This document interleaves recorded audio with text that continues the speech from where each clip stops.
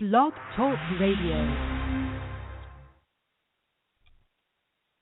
Hello, everyone, and welcome to Blog Talk Radio. It is the Money and More Show coming to you live from Myrtle Beach. I am your hostess. I would say host, but I'm the hostess. The hostess with the mostess. Yes. I'm your hostess, Wendy Cassera, and I am the owner of Taxpectations.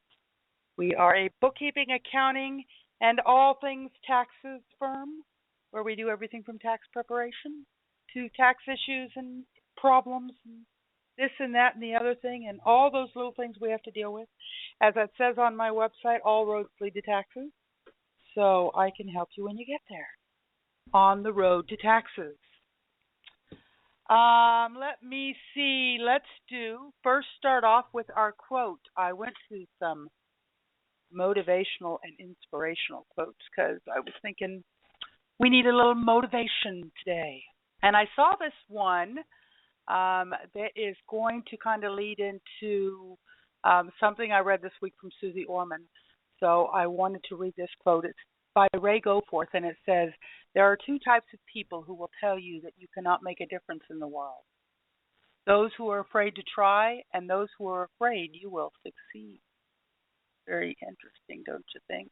I thought so. So I've decided that I was going to use that as our quote for the day, and there were so many quotes. I love Napoleon Hill. The starting point of all achievement is desire. It's just kind of really super, super cool. Anyhow, I was on LinkedIn, and I saw this article that was posted in Susie Orman's feed. I'm obviously a follower of her because, I'm the next Susie Orman, just in case you didn't know that. But I liked this article enough that I'm going to read a portion of it. I usually take little snippets of it, but I thought it was really super cool. The article is called "The Best Advice. The Elephant Keeps Walking as the Dogs Keep Barking." And, she talks about the fact that a lot of her career is built on giving advice. And giving advice to people often leads to making her a target of criticism, and some of it, of course, being nasty feedback and such. And she talks about the fact that you have to deal with the good, the bad, and the ugly, especially in the public world. And so I thought this article was really super cool because I think it pertains to all of us at one point or another. She says that she was confused by why the attacks kept going and growing as her success was growing, which is an interesting thing to read. But anyhow, she says as she went along, she then learned to be an elephant. And this is her article. A wise teacher from India shared the insight that the elephant keeps walking as the dogs keep barking. The sad fact is that we all have to navigate our way around the dogs in our career. The external critics, competitors, horrible bosses, colleagues, those who undermine us. You definitely have to prepare for the yapping to increase along with your success. And the article continues to say, you can't tame the barking dogs, but you have it within your power to completely tune them out by being the elephant that keeps walking while the dogs are barking. Channel your inner elephant is a healthy exercise in being focused on who you are and what you believe in, rather than letting others do the defining. The only thing that matters is what you know to be true about your goals and intentions. Everything else is just noise. While the world would definitely be a better place without vindictive and misinformed dogs, I have learned to make peace with their existence and used it to my advantage. Being an elephant has made me stronger and more resolute and helped me become even more compassionate. It delights me to turn the dog's vitriol into my virtue. And it was just a short article, and that was it. But I thought it was really, really super cool. I liked it. The best advice. The elephant keeps walking as the dogs keep barking. And we all have the dogs in our life, and we all just need to keep going forward. Keep going forward in your goals. We've talked a lot about different ways to do that. Lisa Wimberger, one of my favorites. Fill your bucket drop by drop. Clear your mind thought by thought. You heal yourself moment by moment. So I wanted to add that to it. So that was my motivational stuff for the day. So I hope that you're sitting there and you have a big smile on your face and you're motivated. And here we go. It might seem crazy what I'm about to say. Sunshine, she's here. You can take a break. I'm a hot air balloon that could go to space with the air like I don't care, baby. By the way, because I'm happy. Clap along. You know, and this song makes a lot of sense, goes right along with that, because you just want to clap along and be happy. Don't let the stuff stand in your way. A wise quote from Jennifer Freeman: "You are far too smart to be the only thing standing in your way." I like it. Yay! Lots of good things. So you notice the title of my talk is Sharing from Orman, which we did. We're going to share some stuff from Obama, NFIB, and the IRS Commissioner Koskinen. Did I pronounce that correctly? I'm not sure, but we're going to share some stuff. We are deep in the heart of the 2015 or 14 tax season, where we're preparing all of your 2014 taxes. And as those of you who have already got that done or are preparing, you know that it's a little bit more complicated this year because we have the additional influx of medical insurance and all that other wonderful stuff. And there's some laws that changed and some that remain the same. And they go up and down and all around. You know, that 1.5 tax law changes per day. It's just sad. Very sad. We should, say a sad, sad prayer. But we won't, because we don't do that.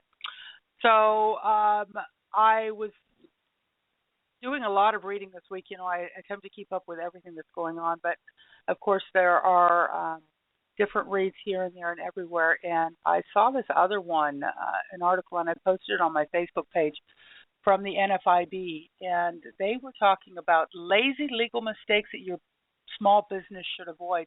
And I thought it was kind of interesting because they talked about stuff like trademark disputes and making sure that if you're not sure about a company name or product, to go in and file an intent to use trademark application even before you put your product on the market, and that way you don't have mess should you decide later on.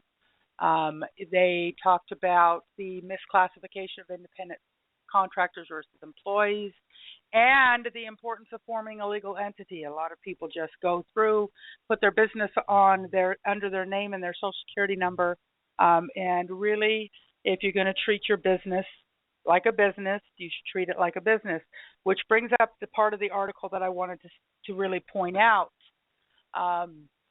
Mixing business and personal finances. Filing a piece of paper with the state to form an LLC or corporation won't necessarily protect your assets. Very important to understand that.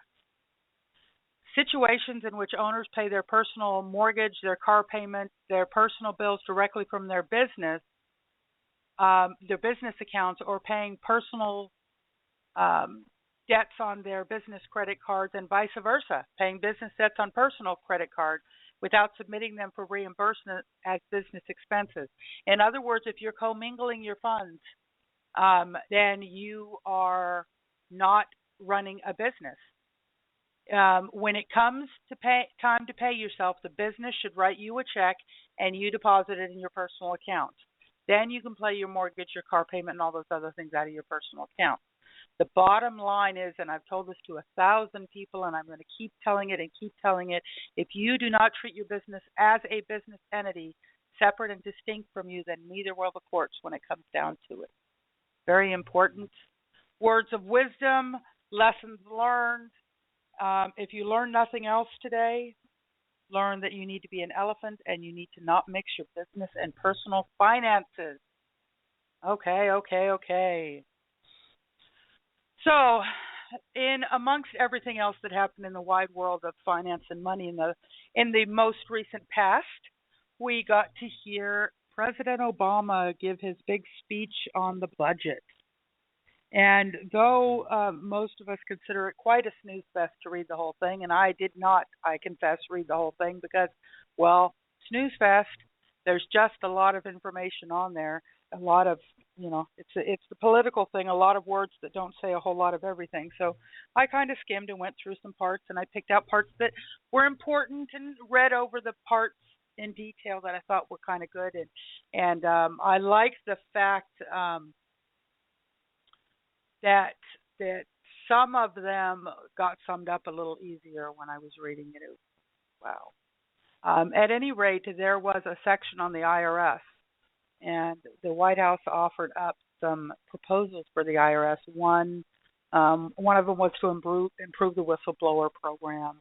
Another one was increasing the regulation of tax preparers, which I thought was really, really super cool. Do you know, jumping ship now, that the IRS is posting on their website a directory of federal tax return preparers with credentials and select qualifications? You can go on their website. Really super, super cool.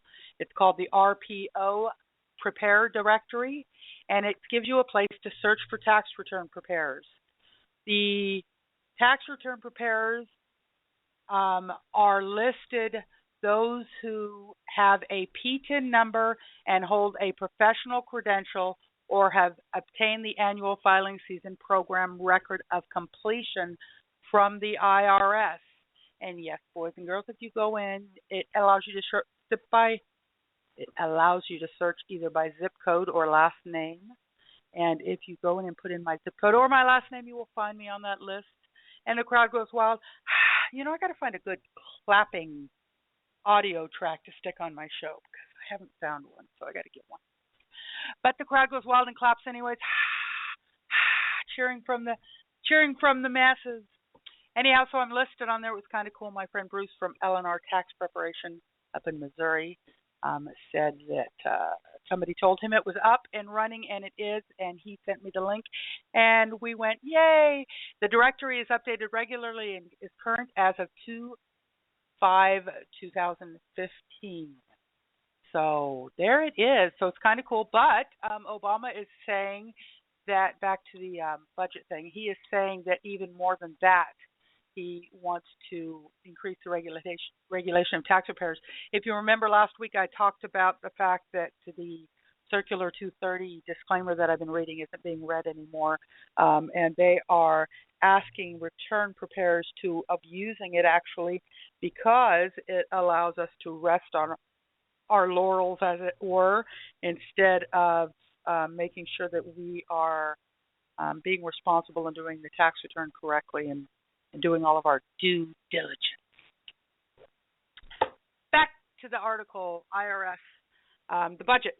Anyhow, so the proposal that was given from the White House to the IRS also includes moving up filing deadlines for certain information returns, changing the rules for offers and compromise, and, making repeated failures to file a felony, as well as adding civil penalties for identity theft.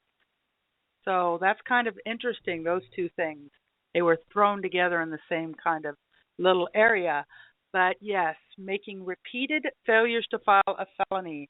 So boys and girls, before it gets there, I would suggest that you call your local tax professional, such as myself, get your tax returns caught up to date so that you don't have to worry about all that. I tell people that they are not going to, in general, go to jail for not having filed some back taxes if they take care of it in a timely manner. And now the IRS is saying, well, let's see what or not IRS, I apologize.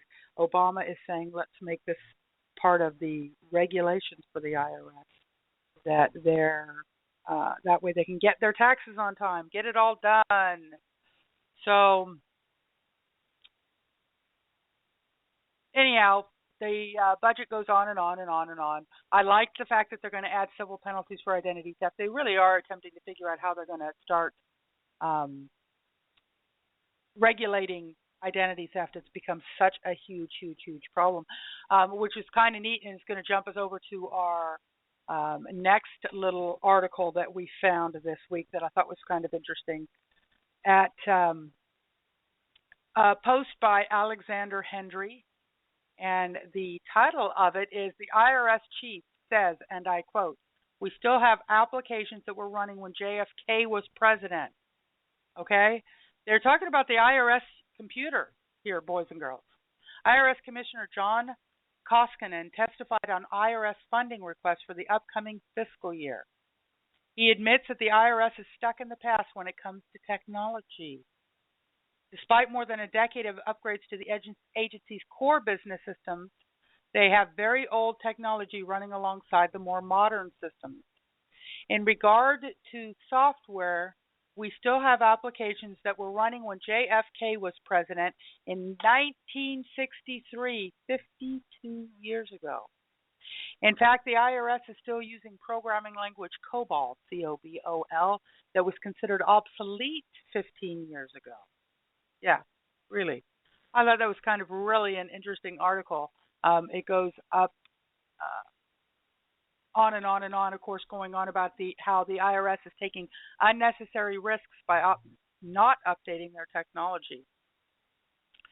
It is important to point out that the IRS is the world's largest financial accounting institution, and it is a tremendously risky operation to run with outdated equipment and applications. And it goes on and on and on. This is a really neat article and a really interesting website. But I thought that was kind of interesting. I've told people that before. You know, we've all heard that we are, running short-staffed with the IRS, and that sometimes it takes a long time to get answers or responses to things that you're going on with the IRS. But you also have to take in consideration the fact that the IRS computers are an automated system. So when you send stuff into the IRS, it gets scanned in, and the system sends out letters. So it's very sad that it's that old. 1963 programming. Kind of scary. We don't have one of those, scary kind of screams. We could get clapping and screams on the show. Then we could hear screams. It's kind of funny. We have all this technology now, but I always loved back in the 70s and 80s.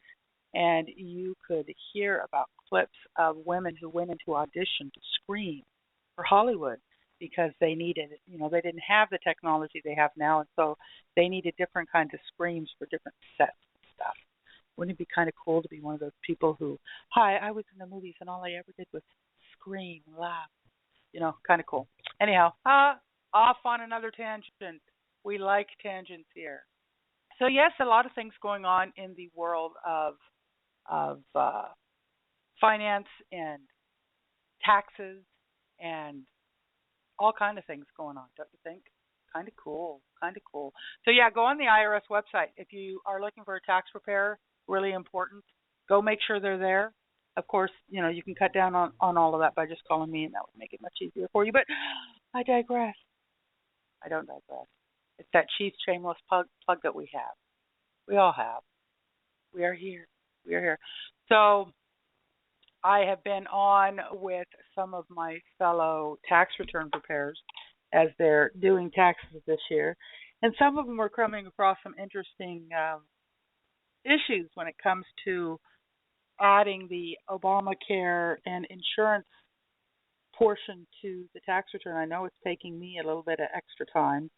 I have informed all my clients that my fee has gone up a little bit from last year to compensate for the extra forms and the extra time and all that sort of thing. And I know that a lot of the preparers that I'm talking to and following and part of the groups are running across some of the same problems. And of course, the biggest issues are when one or two members of the family have insurance and the other ones do not. But a lot of people are being smart, the ones that I've talked to anyway, that are saying that they have gone on to sign up for the marketplace this year so that they don't have to deal with all this next year. And, several of them are discovering that once they sign up with the marketplace, they're getting exempt letters because they didn't qualify for having to pay a premium, insurance premium. So they take the letter of exemption to someone like myself who's preparing the tax return, and it makes life just so much easier. So how do you know unless you go on? So I think it's a really good idea because the penalties are going to be much more for 2015 than they were for 2014. Keeping in mind now that some people are also kind of surprised when they run across their penalties this year because everybody, rumor went around that it was going to be $95 and that was all you're going to pay. But it was $95 per person in the household up to a certain amount or 1% of their adjusted gross income, whichever was greater. So a lot of people didn't get that. They held on to that $95. And, of course, next year it's going to be even more. I think it's, I don't know. I didn't look it up, $325 or $385 per person in the household, and then 2%, I believe it was. So get your insurance stuff under your belt. I was having a discussion with someone about it, and I was saying to them that, it's going to become just like our car insurance is right now. I mean, everybody knows you have to have car insurance, so everybody goes out and they pay for it. And whether you use it or not, whether or not you use your car insurance, you still have to have it. So you may never file a claim, but you still have to make a monthly payment for your car insurance. And I think the health insurance is probably going to go, this is probably my supposition, just my opinion, probably going to go along the same lines. And, 4 or 5 or 6 years, we're all going to be so used to making a payment of some sort and getting health care that we couldn't even get before, which is kind of nice for some of us. Anyhow, so it's just a thought. There was my thought. It ran up, it ran down, it ran all the way around. I saw another article this week, and I wanted to go over it kind of briefly. It was from a company that was talking about money, and they were talking about the unemployment rate and how the figures for the unemployment that we see on TV or in the news and everywhere aren't really the true figures, because you got to take in consideration part-time and seasonal and all the other stuff. But they were this article was going on about 7 financial steps to take when you lose your job, because if losing your job isn't stressful enough, the biggest stress comes from wondering how you're going to financially care for yourself and your loved ones when you're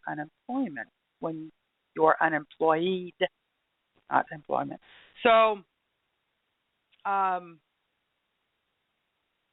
number 1 was gathering your financial belongings. Get everything together, figure out when you're getting ready to leave your company, make sure that you get your final paycheck. You'd be amazed at the number of people who don't pick up their final paycheck. Really, it's kind of bizarre. But if you have assets like a 401k or a pension, find out about them. Consider rolling them over into an IRA until you're employed again. Check into whether you're eligible for a severance package. Make sure that any vacation time you have accrued gets paid to you, et cetera, et cetera, et cetera. So that's kind of one thing to look at. Make sure that you file for unemployment if you're eligible. And if you're not sure, file anyways. I mean, what are they going to do? They're going to say no, but you should go down and file as soon as you're unemployed because they have a waiting period and all that sort of thing. So make certain you're aware of all your state and federal rules so that there's no delays with your benefits. And then get yourself out there. Get out into the world. Post yourself on job boards. There's lots of online job boards, internet forums, lots of places out there. You can still go to your local unemployment office. They have jobs listed, but there's a lot of online jobs listed too. So get in contact with placement agencies, temporary agencies, that kind of thing. Again, this article talked about keeping up on your insurance benefits. There is COBRA available, but because your employer is required to offer you COBRA coverage for at least 18 months after your job ends. But also check out the marketplace and several other places like that. Number 5, pay your most important bills first. Determine the bills that are most imperative in your household and then make a list of which ones should be paid first. So your mortgage, your auto loan, your utilities, et cetera, et cetera. If you have a little bit of problem paying, you contact your creditors. Some of them will work out plans with you. Really important. Don't sit there stewing. And the answer always for anything is no if you never ask. Also keep in mind, tax-wise, a lot of your expenses related to your job search are going to be tax deductible. Printing costs for resumes, postage, employment agency fees, traveling to interviews, et cetera, et cetera. So keep track of all those fees when you're out there looking for a job because they get to be written off on your tax return. And if your spouse is still working and you're not, think about changing the tax withholdings on their paycheck because that can make a difference. Lower the amount that your spouse is contributing to a retirement plan so that you get a bigger paycheck, that sort of thing. Lots of things that you can prepare for. And I thought it was kind of a really good article. Here in Myrtle Beach, it's a real seasonal area. So this is the quiet before the storm.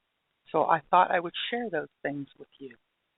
With you, all of me. Anyhow, so we are getting ready to wrap up the show here. I wanted to share a little bit of this and that and the other thing with you. Keep up on some of the news that's going on in the financial world, things to do to take care of yourself. And remember, the best advice, the elephant keeps walking as the dogs keep barking. It might seem crazy what I'm about to say. Sunshine, she's here. You can take a break. I'm a hot air balloon that could go to space with the air like I don't care, baby. By the way, because I'm happy. Clap along if you feel like a room without a roof. Because I'm happy. Clap along if you feel like happiness is the truth. Because I'm happy. Clap along if you know what happiness is to you. Because I'm happy. Clap along if you feel like that's what you want to do. I always like that part in there. Clap along if you know what happiness means to you. I think it's really important for us all to figure that out, learn it, and live it. Do and be what happiness means to you, not what you think other people think of what you should be happy about. Anyhow, I hope you all have a wonderful day, afternoon, evening, weekend, whatever day you're listening to this on. Enjoy, enjoy, enjoy. And again, we're in the heart of tax season. If you need a personal tax return done, individual, small business, Schedule C, corporate, or any other tax issue, please give me a call. Find me on Facebook or go to my website, www.taxpectations.com. I am here, I am there, I am everywhere. I am all over the United States. So give me a call and I will take care of your tax issues. Until next week, have a wonderful day. Bye-bye.